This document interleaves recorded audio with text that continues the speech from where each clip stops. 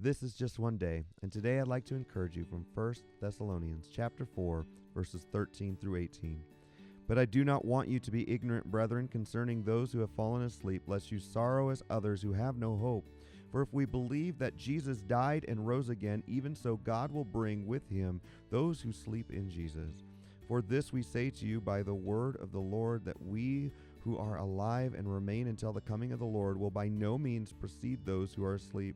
For the Lord himself will descend from heaven with a shout, with the voice of an archangel, and with the trumpet of God, and the dead in Christ will rise first. Then we who are alive and remain shall be caught up together with them in the clouds to meet the Lord in the air.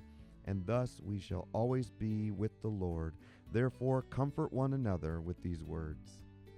Paul writes to believers who were grieving the loss of loved ones, and he begins by addressing their sorrow with truth. He does not tell them not to grieve, but he teaches them how to grieve rightly. As believers, we grieve differently than those with no hope. He uses the word asleep to describe those who have died. Asleep is a euphemism for death. Paul is making the point that for a believer, death is as temporary as a good night's sleep. It is not the end. It is a transition. The foundation of this hope is the resurrection of Jesus. Just as Christ died and rose again, those who belong to him will also be raised. Death does not have the final word. Jesus does.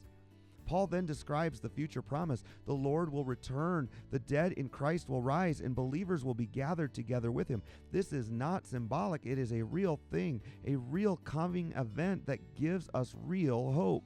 And so we will always be with the Lord. That is the ultimate promise, eternal presence with Christ. Because of this, Paul says to encourage one another with these words. Hope is meant to be shared, especially in times of loss.